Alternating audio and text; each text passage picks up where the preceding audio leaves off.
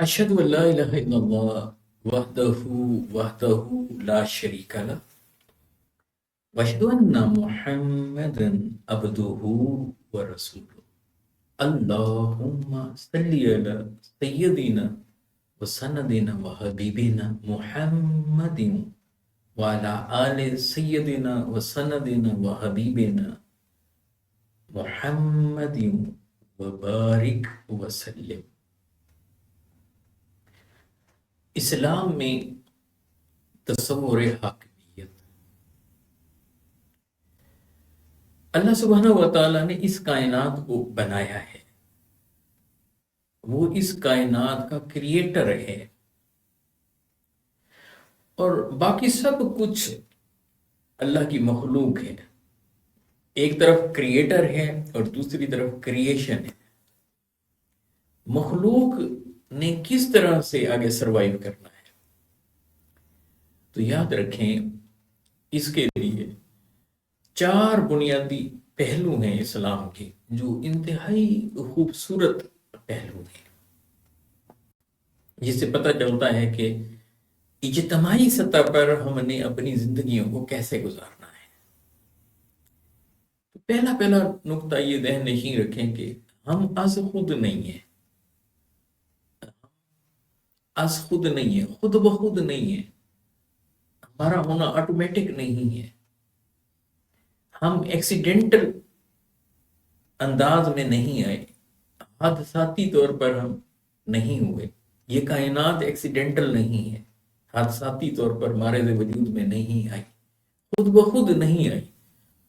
اسے اللہ سبحانہ و تعالیٰ نے کائنات کو کریٹ کیا ہے۔ اللہ سبحانہ و تعالیٰ خالق ہے، ہم مخلوق ہیں، لہذا انسان مکمل طور پر زمین پر اپنی من مانی نہیں کر سکتا۔ اللہ سبحانہ و تعالیٰ کے احکامات کے مطابق انفرادی زندگی بھی گزارنی ہے، اور اللہ سبحانہ و تعالیٰ کے ہی احکامات کے مطابق انسان کو اجتماعی زندگی بھی گزارنی ہے۔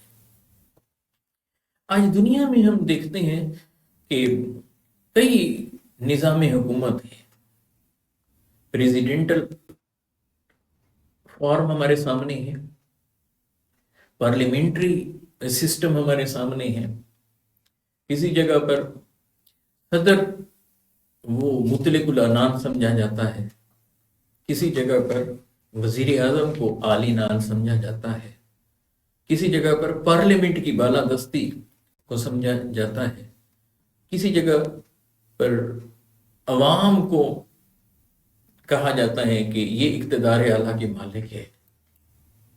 ذرا آپ دیکھیں، کہیں سینٹ فیصلے کر رہا ہے، کہیں ہاؤس آف کامن فیصلے کر رہا ہے، کہیں لوک سبھا فیصلے کر رہی ہے، اور اس کے نتیجے میں حکومتوں کے تصورات ہمارے سامنے آتے ہیں۔ تو یاد رکھ لیں کہ پہلے ادوار میں جس طرح سے شخصی حکومتیں تھیں، ڈکٹیٹرشپ تھی، مطلق العنان حکومتیں تھیں، آمریت تھی، وہ بھی ایک ٹینیور ہے ہمارے سامنے، ہسٹری کا مطالعہ کریں، اس میں پاپائیت کے ادوار بھی ہیں، جب مذہبی لوگوں کے ہاتھ میں نظام حکومت ہوتا، اس میں بادشاہت کے انداز بھی ہمارے سامنے ہے، ملوکیت بھی ہمارے سامنے ہے۔ الغرض دنیا کے اندر بہت سے انداز حکومت ہمارے سامنے۔ سوال یہ پیدا ہوتا ہے کہ اسلامی نظام حکومت کیسا ہے، اور اس میں کیا خوبیاں ہیں، کس طرح سے انسانیت کی فلاح اسلامی نظام کے نفاذ میں مضمر ہے۔ یہ ہم کیسے کہتے ہیں کہ اسلامی نظام جو ہے، آقا علیہ الصلوۃ والسلام نے جو نظام عطا کیا، جسے مصطفی انقلاب سے ہم تعبیر کرتے ہیں، نظام مصطفیٰ کی جب ہم بات کرتے ہیں، وہ کس طرح سے اعلیٰ ہے، کس طرح سے عمدہ ہے، اس میں کس طرح سے انسانیت کی فلاح کے پروگرام اس میں شامل ہیں۔ تو اس کو سمجھنے کے لیے یہ ذہن نشین رکھیں کہ اسلام ڈکٹیٹرشپ کو پسند نہیں کرتا، مطلق الانانیت کو پسند نہیں کرتا، فرد واحد اپنا منصوبہ لے کر چلے اور اپنی سوچ کے مطابق حکم دے، حکومت کرے، اس کی سوچ آگے بڑھتی رہے اور باقیوں کو پامال کر دیا جائے، باقیوں کو تہتیز کر دیا جائے، تہس نہس کر دیا جائے، یا تہتیز کر کے اپنی بات کو زور زبردستی سے منوایا جائے، کسی بھی پسند نہیں کرتا۔ پہلا شعور یہ ذہن نشین رکھ لیں کہ اسلام محض مذہب نہیں ہے، وہ دین ہے۔ اگر محض مذہب ہوتا تو پھر اس میں عبادات کے چند خاکے ہوتے۔ اسلام دین ہے تو وہ زندگی کو پورا گزارنے کا نظام دیتا ہے، پوری زندگی کو کیسے گزارنا ہے یہ ہمیں بتاتا ہے، اس کا پورا نظام دیتا ہے، انفرادی طور پر بھی، اجتماعی طور پر بھی۔ اس لیے قرآن مجید میں ارشاد ہوا هو الذی ارسل رسولہ بالہدی ودین الحق لیظہرہ علی الدین کلہ۔ اللہ وہ ہے جس نے اس رسول کو دین حق اور ہدایت کے ساتھ بھیجا، لیظہرہ علی الدین کلہ، لیظہرہ علی الدین کلہ، لیظہرہ علی الدین کلہ، تاکہ اس نظام کو تمام نظاموں پر غالب کیا جائے، تاکہ اس دین کو تمام ادیان پر غالب کیا جائے، غلبے کے لیے آیا۔ یہاں اس نقطے کو بھی ذہن نشین رکھ لے، یہ نہیں کہا کہ جب اسلام آئے گا تو باقی ہر چیز کو آپ فنا کر دیں، باقیوں کو سپیس نہ دیں، باقی جو سسٹم ہیں ان کو اپنا چلنے دیں، نہیں، کہا کہ غلبہ ہماری بات کا ہونا چاہیے، غلبہ ہمارے احکامات کا ہونا چاہیے، غلبہ ہمارے نظام کا ہونا چاہیے۔ تو زندگی خیر اور شر سے ٹکرانے کا نام ہے، زندگی خیر اور شر کی جنگ کا نام ہے۔ اگر محض خیر ہی خیر ہو تو پھر مزہ تو نہ آیا، اگر کسی کی ریزسٹنس بھی نہ کی جائے، کہیں اپوزیشن بھی نہ ہو، مخالفت بھی نہیں، ایسا بھی نہیں، میں لیظہرہ علی الدین کلہ، تاکہ اس نظام کو تمام نظاموں پر غالب کر، لیظہرہ علی الدین کلہ، اس دین کو تمام ادیان باطلہ پر غالب کر دے۔ تو اسلام غلبہ چاہتا ہے، اسلام غلبے کا دین ہے۔ ایسا کیوں ہے؟ اس لیے کہ اس میں ولادت سے وفات تک، آغاز سے اختتام تک، انفرادیت سے اجتماعیت تک ایک ایک پہلو کو ہائی لائٹ کیا گیا ہے، اس کے بارے میں گائیڈ لائن دی گئی ہے، کوڈ آف کنڈکٹ اس کا دیا گیا ہے، اور اس کے اصول بیان کیے گئے ہیں۔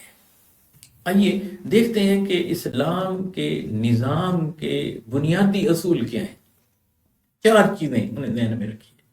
پہلے حاکمیت، دوسرا خلافت، تیسرا مشاورت، چوتھا جمہوریت۔ یہ 4 چیزیں جب آپ انہیں جمع کرتے ہیں، یوں سمجھ لیجیے یہ 4 پھول ہیں، جب آپ اس کا ایک گلدستہ بناتے ہیں تو اسلامی نظام نکھر کر سامنے آتا ہے۔ پہلی چیز، حاکمیت کس کی ہے، سوورینٹی کس کی، اقتدار اعلیٰ کس کا؟ اس میں بالکل کلیئرٹی ہے کہ اقتدار اعلیٰ کا مالک اللہ سبحانہ و تعالیٰ ہے، حاکمیت اعلیٰ اللہ سبحانہ و تعالیٰ کی ہی، بس اس سے ہٹ کر کسی کا حکم نہیں۔ ان الحکم الا للہ، بات ہی ختم کر دی کہ حاکم تو اللہ ہی ہے، اقتدار اعلیٰ تو اللہ ہی کا ہے۔ فرمایا الا لہ الخلق والامر، کریٹر کی حاکمیت اللہ سبحانہ و تعالیٰ کی، اس کے بارے میں بالکل کیٹاگوریکل یہ فرما دیا گیا، واضح طور پر بتا دیا گیا۔ اب جب اقتدار اعلیٰ کا مالک اللہ سبحانہ و تعالیٰ ہے تو اللہ سبحانہ و تعالیٰ کے احکامات کی تنفیذ، اس کی امپلیمنٹیشن زمین پر کیسے ہو، کس انداز میں ہوگی؟ اللہ تعالیٰ کے احکامات جو آئیں گے اس سے بندوں کو آگاہ کیسے کیا جائے گا؟ تو اس نقطے کو سمجھیے کہ اللہ سبحانہ و تعالیٰ کے احکامات کو خلافت کے ذریعے سے آگے بڑھایا جائے گا. خلیفہ اللہ سبحانہ و تعالیٰ نے اپنا بنایا اور اس کا شرف انسان کو عطا کیا مخلوقات میں سے. فرمایا انی جاعل فی الارض خلیفہ. جب انسان کی تخلیق کی بات ہو رہی تھی تو اللہ سبحانہ و تعالیٰ ملائکہ سے گفتگو فرما رہے تھے، تو کیا فرمایا؟ انی جاعل فی الارض خلیفہ. اب یہ زمین کے لیے نظام کا انتخاب کیا جا رہا ہے کہ میں زمین پر کون فرما رہا ہے؟ اللہ سبحانہ و تعالیٰ. میں زمین پر اپنا نائب بنانے لگا، اپنا خلیفہ بنانے لگا. تو زمین پر اللہ سبحانہ و تعالیٰ کی نیابت پیغمبروں کے ذریعے سے ہوتی ہے. دوسرا نقطہ اسے ذہن میں رکھیں، بڑا خوبصورت نقطہ ہے. پہلا نقطہ سوورینٹی کس کے لیے؟ اللہ سبحانہ و تعالیٰ. اقتدار اعلیٰ کا مالک اللہ سبحانہ و تعالیٰ. ان الحکم الا للہ. اب دوسرا نقطہ، اللہ سبحانہ و تعالیٰ کا حکم زمین پر کیسے نافذ کیا جائے گا؟ انی جاعل فی الارض خلیفہ. تو اس کے لیے خلیفہ بنایا گا. اب یہ خلافت کا آغاز سیدنا آدم علیہ السلام سے ہو رہا ہے. اب اللہ سبحانہ و تعالیٰ کے منتخب، چنیدہ، پسندیدہ لوگ جنہوں نے گائیڈ لائن دینی ہے اور زمین پر نظام کو چلانا ہے، وہ آدم علیہ السلام سے رشد و ہدایت اور نبوت کا سلسلہ شروع ہوا اور سیدنا محمد رسول اللہ صلی اللہ علیہ وآلہ وسلم پر آ کر ختم ہو گیا. تو انبیاء اللہ کے خلیفہ ہیں. دوسری بات سمجھ آگئی. اچھا، یہاں ایک تیسرا نقطہ بھی ذہن نشین رکھیں. پیغمبر اللہ کا نائب ہے. پیغمبر اللہ کا نائب ہوتا ہے.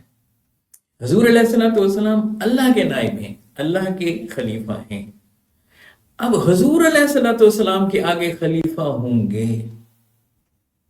یعنی پیغمبر براہ راست اللہ کا خلیفہ ہوتا ہے، اور پھر آگے خلیفۃ اللہ جسے ہم کہتے ہیں، خلیفۃ اللہ وہ پیغمبر.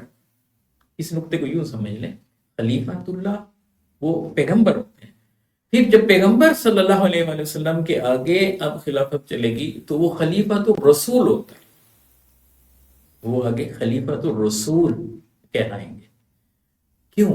اس لیے کہ اللہ سبحانہ و تعالی نے یہ ارشاد فرمایا وما ارسلنا من رسول الا لیطاع باذن اللہ، کہ ہم نے اس رسول کو اس لیے بھیجا ہے کہ اس کی اطاعت کی جائے اللہ کے حکم سے.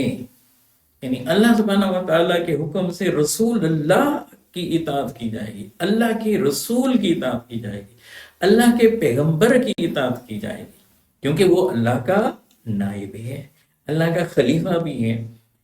اس کی کئی جہتیں ہیں، کئی پہلو ہیں، کئی زاویے ہیں، مگر ان میں سے ایک اچھوتا، منفرد اور یونیک پہلو، ایک خوبصورت پہلو یہ بھی ہے کہ اللہ کے براہ راست احکامات کو امپلیمنٹ کرنے والے رسول ہیں، اور رسول صلی اللہ علیہ وآلہ وسلم اللہ کے حکم سے وہ احکامات نافذ کر رہے ہوتے ہیں، لہذا اللہ کے حکم ہی سے ان کی اطاعت کی جائے گی. اس لیے رسول کی اطاعت کو اللہ کی اطاعت کہا گیا. من یطع الرسول فقد اطاع. دو نقطے ہو گئے. اب تیسرا خوبصورت نقطہ اس میں سے سمجھیں. اب جب رسول اللہ کے خلیفہ ہوں گے تو ان کو بنیادی احکامات دے دیے گئے. یعنی اسلام نے بلڈنگز کی بات نہیں کی، انسٹیٹیوشنز کے نیمز نہیں رکھے. یہ نہیں کہا کہ اسے پارلیمنٹ کہہ لیں، یہ نہیں کہا کہ اسے سینٹ کہہ لیں، یہ نہیں کہا کہ یہ لوور ہاؤس ہے، یہ نہیں کہا کہ یہ اپر ہاؤس ہے، یہ نہیں کہا کہ یہ کامن ہاؤس ہے، یہ ہاؤس آف کامن ہے، یہ لوک سبھا ہے، یہ بھی نہیں کہا کون سا. نہیں، جو بھی نظام ہوگا کہ وقت کے ساتھ ساتھ انوائرمنٹ چینج ہوگا، ریکوائرمنٹ چینج ہوں گی. آپ دیکھیں کسی دور میں پیپر لیس سوسائٹی تھی، اس وقت کی اور سچویشن تھی. کبھی کتاب آ گئی، اس کو لکھا گیا، قوانین کو لکھا گیا، کانسٹیٹیوشنز بنائے گئے. ایک ایسے وقت میں ہم آگے جا رہے ہیں کہ پھر پیپر لیس سوسائٹی آ جائے گی. آج دیکھیں کہ سائنس اور ٹیکنالوجی کا زمانہ ہے، سوشل میڈیا کا زمانہ. یعنی وقت اور حالات کے ساتھ ساتھ نظام کی ریکوائرمنٹ چینج ہوتی رہیں گی امپلیمنٹیشن کے حوالے سے، مگر یاد رکھیں اصول اور ضوابط، بنیادی اصول اور ضوابط وہ چینج نہیں ہوں گے۔ وہ کیا رہیں گے؟ حاکمیت، اقتدار اعلیٰ کا مالک اللہ سبحانہ و تعالیٰ، خلافت اور خلافت میں نیابت کا کنسیپٹ، تیسری جگہ پر مشاورت۔ اب یہ جو خلیفہ بنائے گئے ہیں یہ کن کے لیے بنائے گئے؟ یہ انسانوں کے لیے بنائے گئے۔ کن کے لیے؟ انسانوں کے لیے، انسانیت کی فلاح اور فوز کے لیے، انسانیت کی کامیابی کے لیے، انسان کی خدمت کے لیے۔ تو کہا کہ جب میرے محبوب مصطفیٰ صلی اللہ علیہ وآلہ وسلم آ گئے ہیں اور یہ آخری ہمارے گویا خلیفہ، انبیاء میں سے آدم علیہ السلام سے جو سلسلہ شروع ہوا وہ جناب محمد رسول اللہ صلی اللہ علیہ وآلہ وسلم پر آ کر ختم ہوا۔ تو اب بنیادی قرآن اور سنہ پر مبنی اصول اور ضوابط دے دیے گئے۔ یعنی جب بھی آپ لیجسلیشن کریں گے، جب بھی آپ قانون سازی کریں گے، جب بھی آپ حکومت بنائیں گے، قرآن اینڈ سنہ سپریم لا رہے گا، سپریم لا قرآن اور سنہ رہے گا۔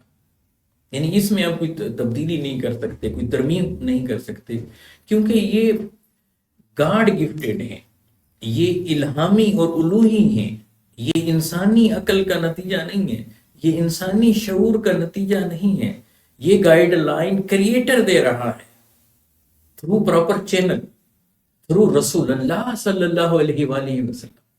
حضور علیہ السلام کے ذریعے سے یہ گائیڈ لائن دی گئی۔ اب جب رسول اللہ کے بعد یہ نظام چلے گا، کیونکہ نبوت ختم، رسالت ختم آقا علیہ السلام پر، اب براہ راست اللہ سبحانہ و تعالیٰ کی گائیڈ لائن، وحی کا سلسلہ، پیغمبرانہ سلسلہ وہ تو ختم ہو رہا تھا۔ تو اللہ سبحانہ و تعالیٰ نے انسانیت پر ایک فضل عظیم کیا۔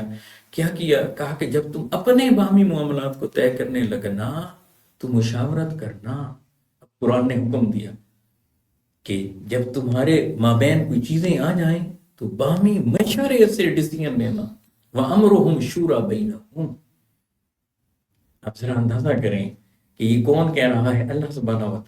یہ ہمیں موٹے موٹے اصول دیے جا رہے ہیں کہ اقتدار اللہ سبحانہ و تعالیٰ کا، انسان اس کا خلیفہ ہے، پیغمبر آپ کے لیے آئے ہیں اور خاتم النبیین آ گئے ہیں، لہذا قرآن اینڈ سنہ سپریم لا بنا۔ اب اس کے اندر کوئی تغیر نہیں، کوئی تبدل نہیں، کوئی چینج نہیں کر سکتا، کوئی اس میں امینڈمنٹس نہیں لائی جا سکتی۔ مگر انسان جب اپنی فلاح اور فوز کے لیے قرآن اور حدیث کی روشنی میں، قرآن اینڈ سنہ کی روشنی میں جب اپنی بھلائی کے لیے قوانین بنائیں گے تو اس میں بساؤ کا ترمیم بھی کرنی پڑے گی، امینڈمنٹس بھی لانی پڑے گی۔ تو اس کے لیے کہا کہ باہم مشورے کر کے کرنا، اور اس میں ایک ہی نقطہ ہے، کیا؟ انسان کی عزت کرنا، انسان کی قدر کرنا، انسان کی خیر خواہی کے لیے جتنے اصول و ضوابط بنیں گے وہ انسان کی فلاح اور فوز کے لیے، ماحول کی فلاح اور فوز کے لیے، دنیا کے امن کے لیے، دنیا کی امن کو قائم رکھنے کے لیے۔ تو کیسے ہوں گے؟ کہا کہ آپس میں مشورے کے ذریعے سے، بلکہ قرآن مجید کی ایک پوری سورہ کا نام سورہ الشورى، یعنی مشورے کی اتنی اہمیت ہے۔ اچھا، اب وہ جو مشورہ ہوگا وہ چونکہ سب کو لے کر چلنا اور انسانیت کے لیے، مخلوق کے لیے وہ سارا کام ہو رہا ہے، تو اس میں ڈیموکریسی آ جائے گی، جمہوریت آ جائے گی، جمہور کے لیے آپ نے کام کرنا ہے۔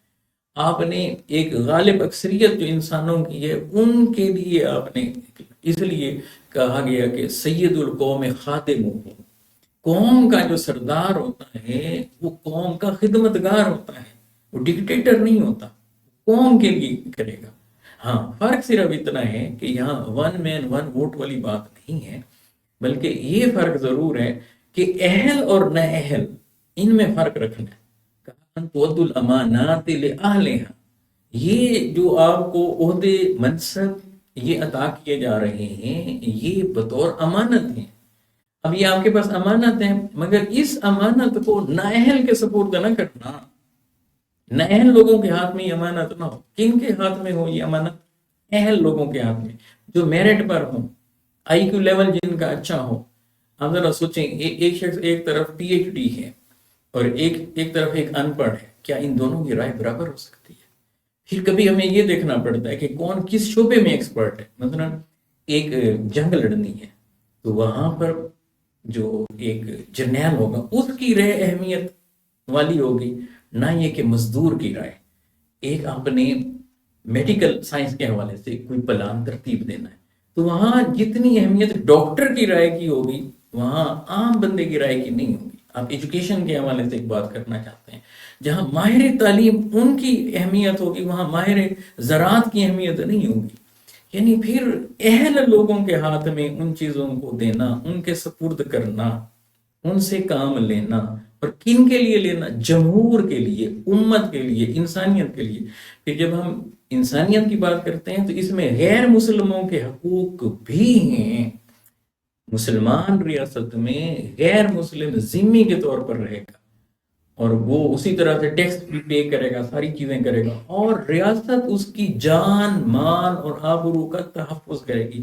ایک ایک انسان کی جان مال اور آبرو کا تحفظ کرنا یہ اسلامی ریاست کی ذمہ داری ہے، چاہے وہ مسلمان ہو اس ریاست میں رہنے والا، چاہے وہ غیر مسلم ہو. یہ موٹے موٹے اصول تھے جو میں نے اس کے حوالے سے بیان کر دی. اس کی تفصیلات پھر کسی وقت. اللہ سبحانہ و تعالی ہمارے پاکستان میں اسلامی نظام کو، مصطفی انقلاب کو اور مصطفی نظام کو نافذ کرنے کی ہمیں توفیق عطا فرمائے اور اس سے مستفیض ہونے کی توفیق عطا فرمائے. السلام